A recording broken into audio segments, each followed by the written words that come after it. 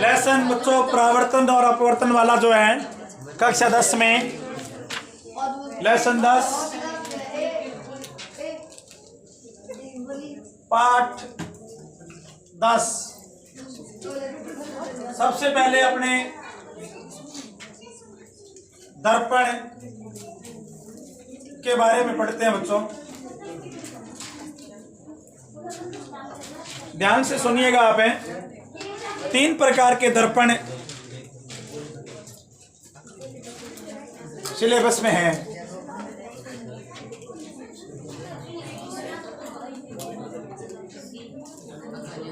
जो पहला दर्पण है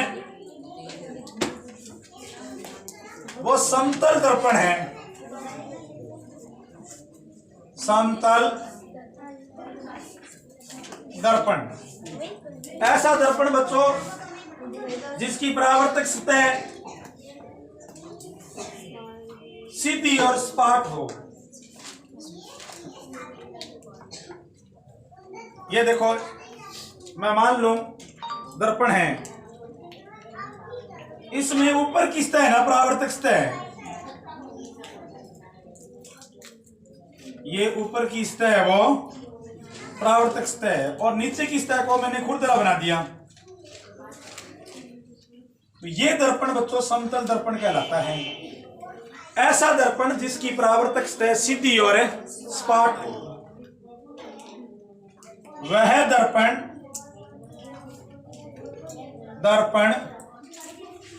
जिसकी परावर्तक सतह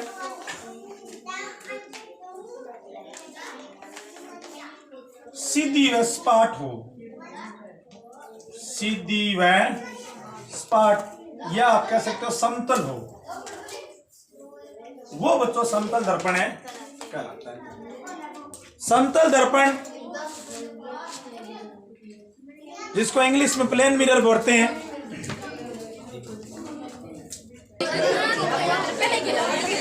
अब बच्चों समतल दर्पण के बाद ये कोई जरूरी नहीं है कि सदैव समतल दर्पण ही हो।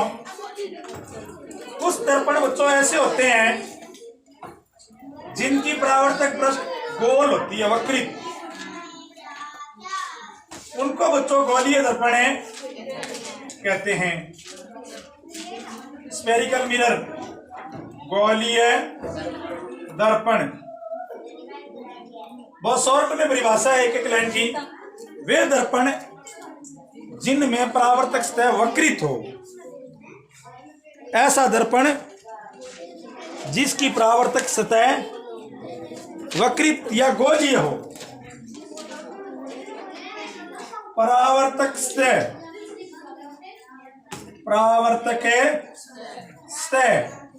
गोलीय हो, यानी गोले का एक भाग हो, वो दर्पण है, वो गोलीय दर्पण होता है। जैसे बच्चों ये एक दर्पण है, इसकी मैंने बाहरी सतह खुरदरी बना दी और अंदर की सतह परावर्तक बना दी। तो बच्चों ध्यान से देखो, इसमें परावर्तक सतह गोलीय है, गोले का एक भाग ऐसे ये देखिए, तो ये गोलीय दर्पण है। ये भी एक गोलीय दर्पण है, इसमें परावर्तक सतह ये है,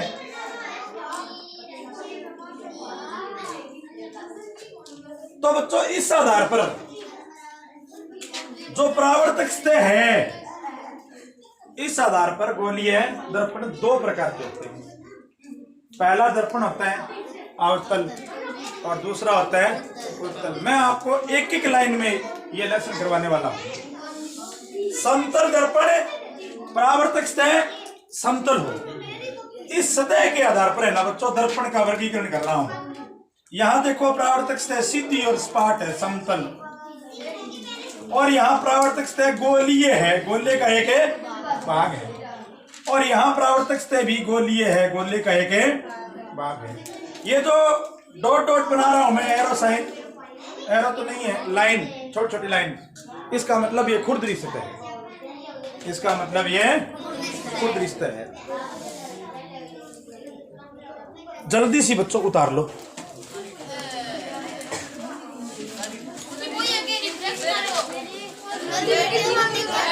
हाँ?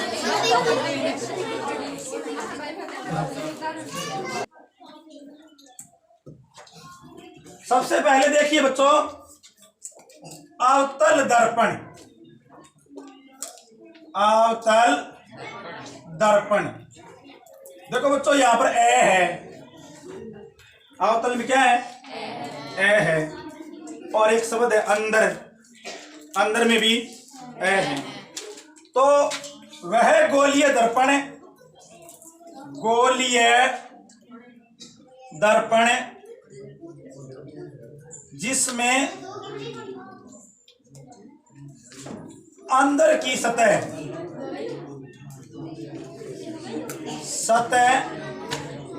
परावर्तक हो। देखो एक बार रफ चित्र बना रहा हूं मैं। ये दर्पण देखो, गोलीय दर्पण है, इसमें ये अंदर की सतह परावर्तक है और ये बाहर की सतह खुरदरी है। तो ये अवतल दर्पण है। इसका चित्र आप ऐसे भी बना सकते हो कि ये अवतल दर्पण है और इसकी ये बाहर की सतह खुरदरी है और अंदर की सतह है वो परावर्तक। लेकिन बच्चों हमें सिस्टमेटिक ढंग से चित्र कैसे बनाना है अवतल दर्पण का, वो मैं आपको और समझाता हूं। बच्चों आमतौर पर लाइनदार कॉपी होती है। जब अपने टेस्ट करते हैं या होमवर्क करते हैं, आपको प्रकार को 4 सेंटीमीटर खोल लेना है और एक 4 सेंटीमीटर का रेखाखंड बना लेना है, 9 सेगमेंट। अब यहां प्रकार रख के 4 लाइन ऊपर ले जाएंगे। ऐसे लाइनदार कॉपी की 4 लाइन गिन लेंगे, 1 2 3 और 4, और 4 लाइन ही नीचे ले जाएंगे ऐसे। तब बच्चों एक बहुत अच्छा आपके पास दर्पण बन जाएगा। ये लगभग थोड़ा आगे आएगा। यहाँ ये दर्पण है बच्चों, इसकी बाहरी सतह को आप ऐसा खुरदरा बना दोगे और अंदर की सतह को आप स्मूथ या चिकना या चमकीला बना देंगे, जिसे प्रकाश है वो परावर्तित है हो सके। बहुत सारे बच्चे, टीचर इस दर्पण को ऐसे बनाते हैं कि ये भी सही है, क्योंकि बच्चों इसमें भी अंदर की सतह परावर्तक ही है। लेकिन बच्चों नियम ये है कि परावर्तक सतह, ये परावर्तक सतह है, परावर्तक सतह रिफ्लेक्टिव प्लेन, वो आपको बाईं तरफ रखनी है। परावर्तक सतह वो आपको बाईं तरफ रखनी है और खुरदरी सतह वो दाईं तरफ रखनी है हमेशा। चाहे आप कोई भी दर्पण बनाएं, खुरदरी सतह। तो बच्चों ऐसा दर्पण, गोलीय दर्पण जिसमें अंदर की सतह परावर्तक हो, और परावर्तक सतह हमें कहाँ रखनी है, बाईं ओर। ये देखो बाईं ओर है। तो ये बच्चों अवतल दर्पण है। अब इसमें यदि अंदर की जगह बाहर लिख देना तो वो उत्तल दर्पण की परिभाषा बन जाएगी। बनाने का तरीका एक बार फिर से बता रहा हूं। देखो जो लाइनदार कॉपी होती है, जैसे ये लाइनदार कॉपी है, 4 सेंटीमीटर प्रकार लेना है आपको। यहां रख लो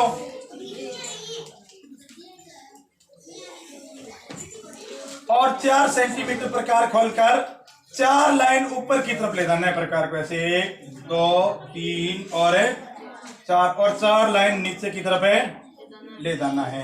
तब बच्चों आपके पास जो दर्पण बनेगा वो बाहर की सतह, उसको आप यदि खुरदरा बना देते हो तो वो एक अवतल दर्पण बनेगा। ये परावर्तक सतह है जो बाईं ओर है, ये खुरदरी सतह है जो कि दाईं ओर।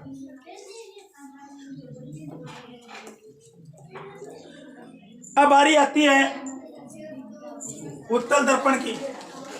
तो यदि इस परिभाषा में अंदर की जगह बाहर कर दें तो ये उत्तल दर्पण की परिभाषा बन जाती है। उत्तल दर्पण, गोलीय दर्पण जिसमें बाहर की सतह परावर्तक हो। गोलीय दर्पण जिसमें बाहर की सतह परावर्तक हो वो उत्तल दर्पण कहलाता है। ध्यान से देखिए बच्चों, जो लाइनदार कॉपी है पहले वाला रूल ही अपनाएंगे।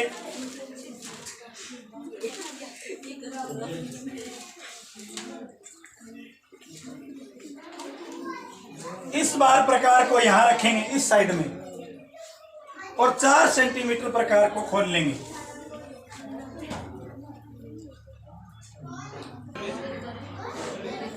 अब 4 सेंटीमीटर बच्चों प्रकार को यहां खोल कर यहां तक ले आएंगे और 4 लाइन ऊपर ले जाएंगे। 1 2 3 4, 1 2 3 और 4। ये देखो बच्चों, इसमें आप अंदर की सतह को खुरदरा बना देना। ये उत्तल दर्पण हो गया। बस ज्यादा डिटेल में नहीं जाना है। बाहर की सतह बच्चों ये है ना, ये बाहर की सतह परावर्तक है और परावर्तक सदैव कहाँ रखनी है? बाईं तरफ लेफ्ट साइड और ये राइट साइड। राइट साइड में हमेशा खुरदरी सतह आएगी। बच्चों उत्तल अवतल दर्पण पढ़ने के बाद में दर्पण की एक लैंग्वेज है, दर्पण से संबंधित कुछ शब्द है, वो मैं आपको समझा रहा हूं एक एक करके बारी बारी से। दोनों प्रकार के दर्पण में एक साथ काम आएंगे। जो पहला शब्द है बच्चों, आप अवतल उत्तल का उदाहरण सबसे बेटर है ना, वो एक चम्मच मान सकते हो आप। जैसे ये चम्मच है, यदि चम्मच को बच्चों अंदर की तरफ खुरदरा आप चमकीला बना दो और बाहर की सतह को खुरदरा बना दो तो बच्चों ये उत्तल दर्पण की तरह कार्य करता है, अवतल की तरह। यदि चम्मच को आप अंदर की सतह से खुरदरा बना दो रगड़ कर और बाहरी सतह पर पॉलिश कर दो तो ये उत्तल दर्पण की तरह कार्य करता है। कहने का मतलब ये है बच्चों कि ये उत्तल अवतल दर्पण गोले से प्राप्त किए जाते हैं। गोले का एक भाग होते हैं। बहुत बार बच्चे सोचते हैं कि अवतल दर्पण को कहाँ से प्राप्त किया गया, उत्तल दर्पण को कहाँ से प्राप्त किया गया। तो बच्चों ये गोले का एक भाग है, यानी पूरा गोला नहीं है, गोले का एक भाग है। मेरे पास मैं मान लूं ये गोला है, देखो ये गोले का केंद्र है और ये गोले की त्रिज्या है आर। गोले के केंद्र को सी लिखता हूं और त्रिज्या को आर। अब मैंने इतना भाग काट लिया गोले का ये और इस भाग को अलग कर दिया और बच्चों इसके बाहर खुरदरा बना दिया तो ये अवतल दर्पण बन गया। तो अब अवतल दर्पण आपने कहां से प्राप्त किया? गोले से प्राप्त किया। तो इसलिए इनको गोलीय दर्पण भी कहा जाता है। एक कारण ये भी है, गोलीय मतलब गोले से प्राप्त। अब इनसे संबंधित पहली बात ये बच्चों,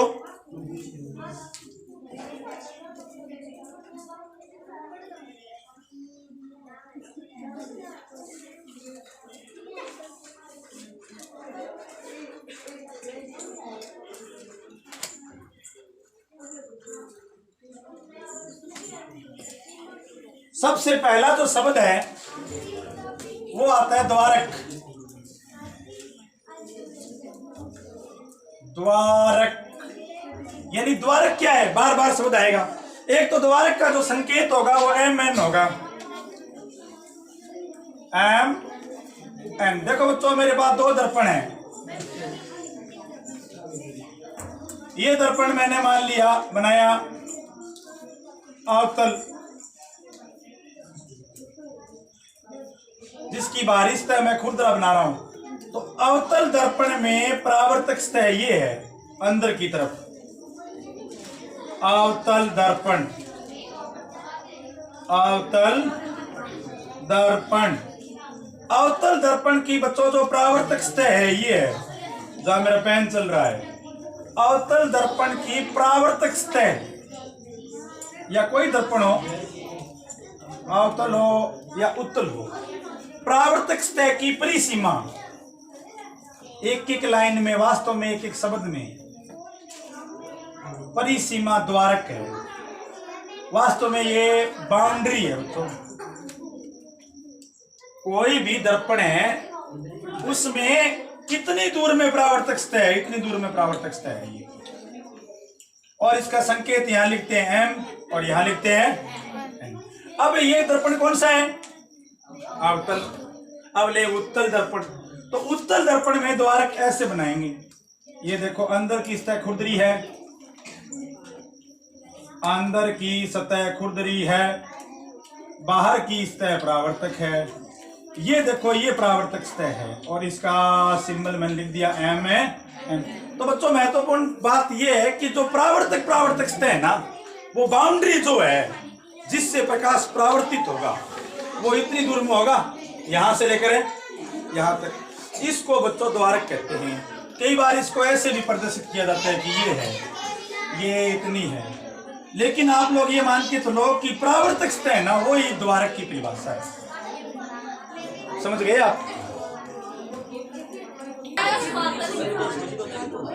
अब दूसरा जो शब्द है बच्चों, दूसरा जो शब्द है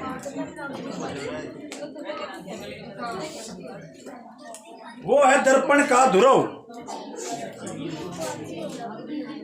जो दूसरा शब्द है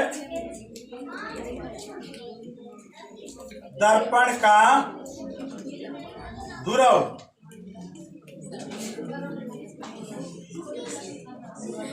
पोलर ऑफ मिरर पी। बच्चों सुनो, आप एक सामान्य ज्ञान की बात, आप मैथ में ग्राफ बनाते हो तब ये एक्स एक्स, ये वाई एक्स, और बीच में इसको आप मूल बिंदु और पॉइंट ऑफ ओरिजिन मानते हो। मूल बिंदु या पॉइंट ऑफ ओरिजिन, सारी दूरियां यहां से मापी जाती है। इधर दूरी किस में होती है? प्लस, इधर है, इधर प्लस, इधर है माइनस। इसी प्रकार से बच्चों दर्पण में है ना, जो ध्रुव है उससे सारी दूरी मापी जाती है। तो दर्पण का ध्रुव बहुत इंपॉर्टेंट भाग है मैथमेटिकल दृष्टि से, जिसके अंतर्गत हम सभी दूरियां वो मापेंगे। परावर्तक पृष्ठ, अब आप समझ गए होंगे परावर्तक पृष्ठ को हम किसे लिखते हैं? परावर्तक पृष्ठ को किसे लिखते हैं? mn। और इसका दूसरा नाम है द्वारक। द्वारक मतलब एक द्वार। ये आपने दर्पण बनाया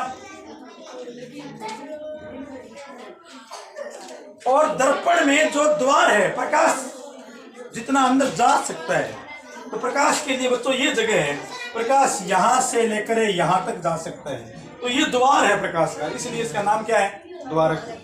अब परावर्तक पृष्ठ की परिसीमा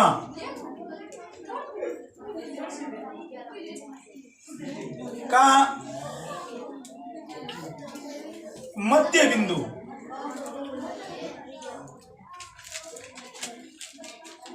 ध्रुव कहलाता है। ध्रुव है कहलाता है। बस बच्चों ये परिभाषा है, लेकिन आपको ये भी लिखना जरूरी है कि ये ग्राफ में मूल बिंदु की तरह कार्य करता है। यह है ग्राफ के मूल बिंदु की तरह कार्य करता है। मैं बताता हूं किस तरह है कि देखो आप, ये मैंने बनाया अवतल दर्पण,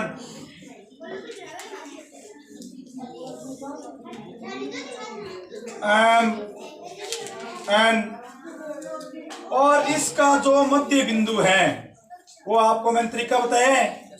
यहां से लेकर यहां तक आप 4 सेंटीमीटर लाइन लोगे तो ये जो मध्य बिंदु है ना बच्चों, ये ध्रुव है P। इसी प्रकार उत्तल में बनाते हैं। ये पहले लिख देता हूं अवतल दर्पण, अवतल दर्पण, और ये उत्तल दर्पण। इसमें ध्यान दीजिए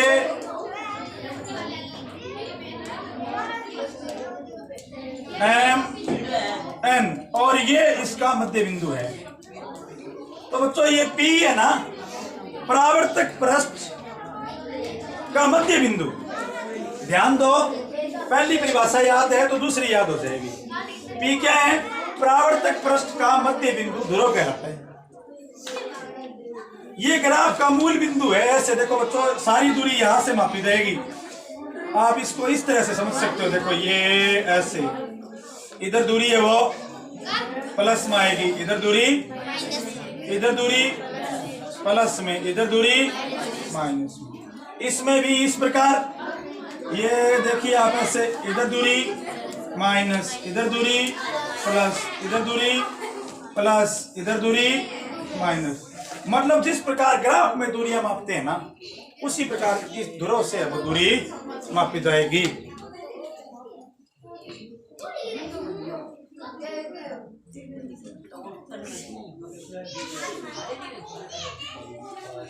polar middle point of reflected surface. ये अवतल दर्पण और ये उत्तल दर्पण मैं इस प्रकार से बना रहा हूं इनको हर बार है भी। मेरी तरफ परावर्तक सतह है, मतलब बाईं तरफ। अब तीसरी परिभाषा,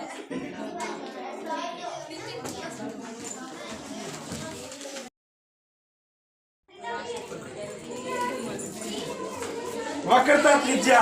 बच्चों दर्पण है, गोले का एक भाग है, गोले का एक भाग है। जैसे देखो आप, ये अवतल दर्पण। अब अवतल दर्पण की ये परिसीमा हो गई है, मैं ये ध्रुव हो गया P। और बच्चों ये गोले का केंद्र है, तो ये गोले की त्रिज्या हो गई, जिसको वक्रता त्रिज्या कहा जाता है। परंपरा के अनुसार अवतल दर्पण की वक्रता त्रिज्या को माइनस में माना जाता है, क्योंकि बच्चों ये दर्पण देखो, ये ध्रुव है और इधर जो दूरी आएगी वो माइनस में आएगी। इसलिए यदि अवतल दर्पण है तो उसकी वक्रता त्रिज्या माइनस में होगी। अवतल दर्पण की वक्रता त्रिज्या माइनस। कारण देखो बच्चों, ये P है, इधर दूरी माइनस में मापी जाती है और इधर दूरी है वो प्लस में मापी जाती है। तो इस तरफ दूरी है, ये दर्पण इस तरफ है, ये वक्रता के अंदर। तो ये जो दूरी है बच्चों, ये वक्रता त्रिज्या है और ये दूरी, इसको संकेत लिखते हैं R से। और ये काल्पनिक है, वास्तव में है नहीं, दर्पण भी रह गई, सॉरी गोले में ही रह गई। लेकिन अवतल दर्पण की जो वक्रता त्रिज्या है वो सदैव माइनस में आएगी। अब बच्चों बात आती है उत्तल दर्पण। उत्तल दर्पण,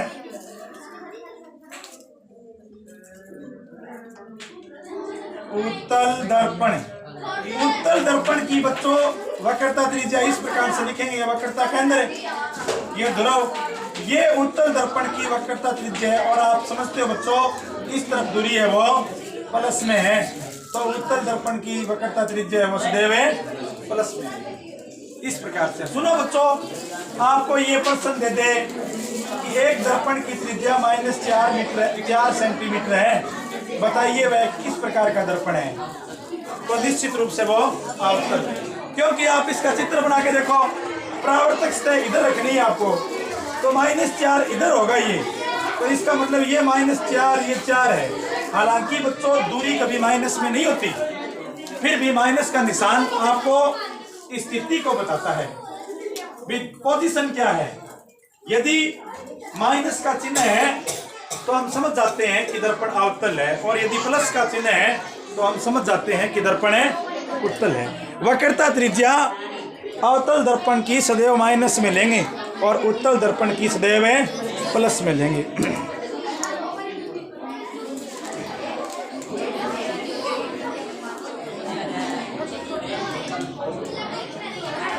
अब तो यहीं पर एक और टॉपिक समझ में आ जाएगा,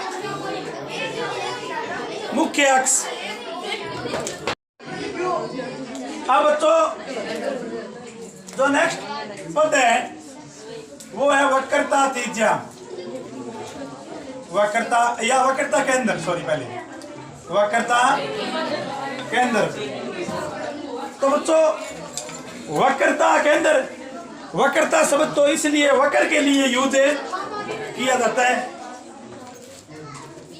गोलीय दर्पण चाहे वो अवतल हो या उत्तल हो, वो बच्चों गोले का एक भाग है।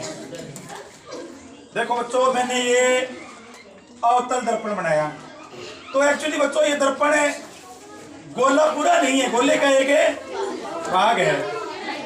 और इसी प्रकार से ये उत्तल दर्पण बनाया, ये भी गोले का एक भाग है, पूरा गोला है वो नहीं है।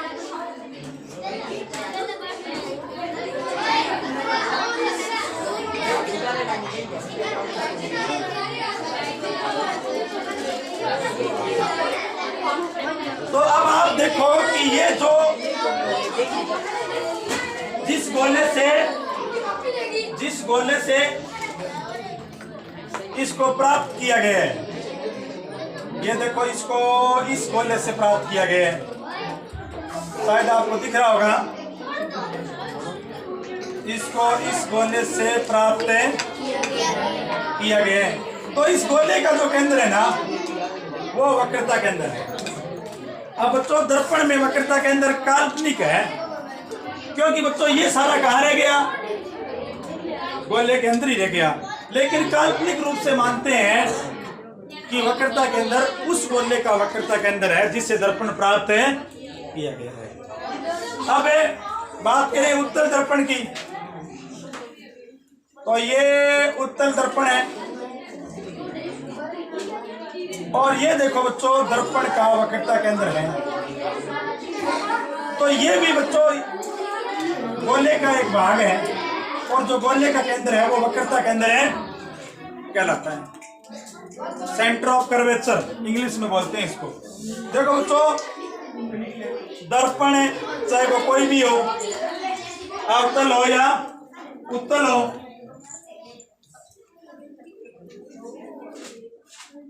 गोले का एक भाग है, गोले का एक भाग है, part of sphere. Mirror is a part of sphere, गोले का एक भाग है जिसके केंद्र को दर्पण का वक्रता केंद्र कहते हैं, केंद्र कहते हैं।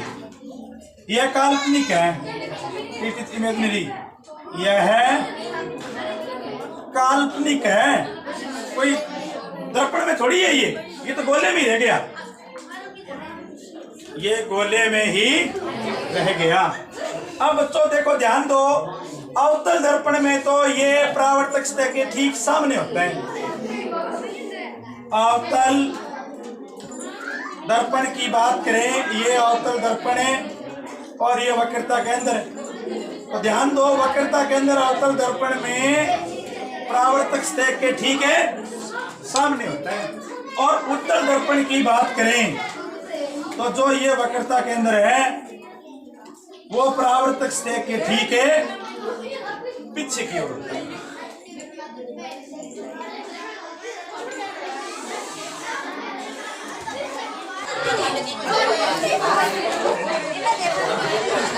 इसके बाद है बच्चों मुख्य अक्ष, प्रिंसिपल एक्सिस। दर्पण के ध्रुव को वक्रता केंद्र से मिलाने वाली काल्पनिक रेखा दर्पण के ध्रुव को वक्रता केंद्र से मिलाने वाली काल्पनिक रेखा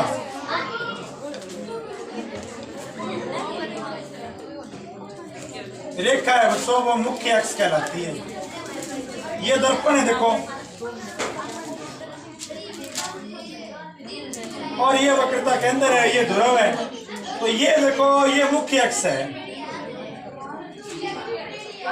अब आप ये कहोगे सर कि जो वक्रता मुख्य अक्ष है वो तो वक्रता त्रिज्या ही है, लेकिन मुख्य अक्ष जो है वो ये है, और वक्रता त्रिज्या तो ये भी है, ये भी है, और ये भी है।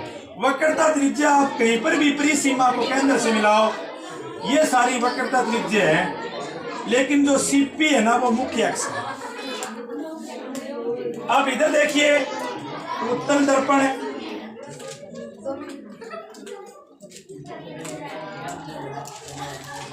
MN,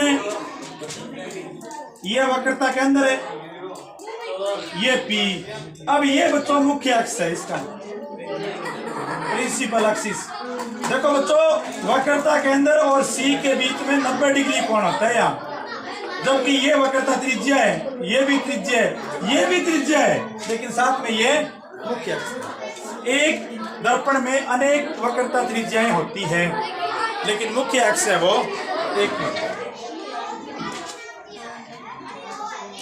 अब यहीं से एक और प्रश्न समझ में आ जाएगा